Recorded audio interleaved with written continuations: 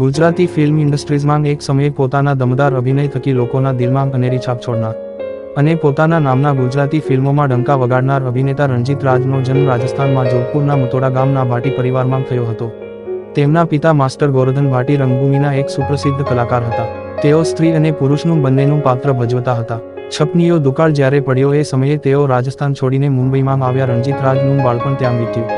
તેઓ બિઝનેસ કરવા માંગતા હતા. તેમણે ટાઇલ્સની ફેક્ટરીમાં કામ શરૂ કર્યું, પરંતુ તેમના પિતાનું અવસાન થતાં તેમના કાકા આનંદ રાજની સાથે તેઓ સમય વિતાવવા લાગ્યા. તેમના કાકા એક સિંગર હતા.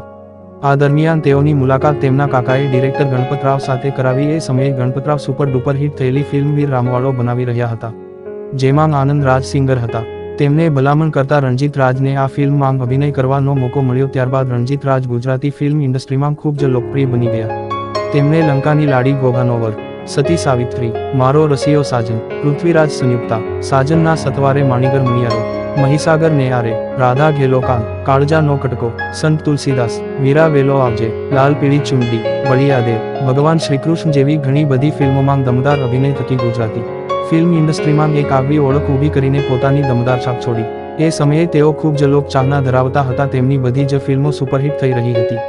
અચકો મચકો કારેલી ફિલ્મની સ્ટોરી લખાઈ રહી હતી. આ દરમિયાન તેઓ મુંબઈ ગયા હતા, જે ફિલ્મો રાજસ્થાન અને ગુજરાતમાં રિલીઝ કરવાની હતી અને બંને લેંગ્વેજમાં આ ફિલ્મને રજૂ કરવાની હતી. ફિલ્મની સ્ટોરી લખીને તેઓ પાછા ફરી રહ્યા હતા. આ દરમિયાન તેમની તબિયત લથડતા તેમને નાણાવટી હોસ્પિટલમાં દાખલ કરવામાં આવ્યા. આ દરમિયાન તેમને 12 હૃદય રોગના હુમલા આવ્યા અને લાખો દિલ પર રાજ કરનાર રણજીત રાજે માત્ર 46 વર્ષની નાની ઉંમરે પોતાનો દેહ ત્યાગી દીધો.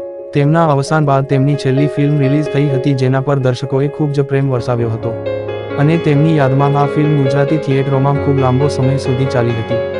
આજે પણ ચાહકો તેમને ખૂબ જ પસંદ કરે છે અને તેમની ફિલ્મો આજે પણ ખૂબ જ જોવામાં આવે છે. રણજીત રાજની સુપરહિટ ફિલ્મોમાંથી તમારી ફેવરિટ ફિલ્મ કઈ છે તે કોમેન્ટ કરીને જણાવજો. ધન્યવાદ મિત્રો.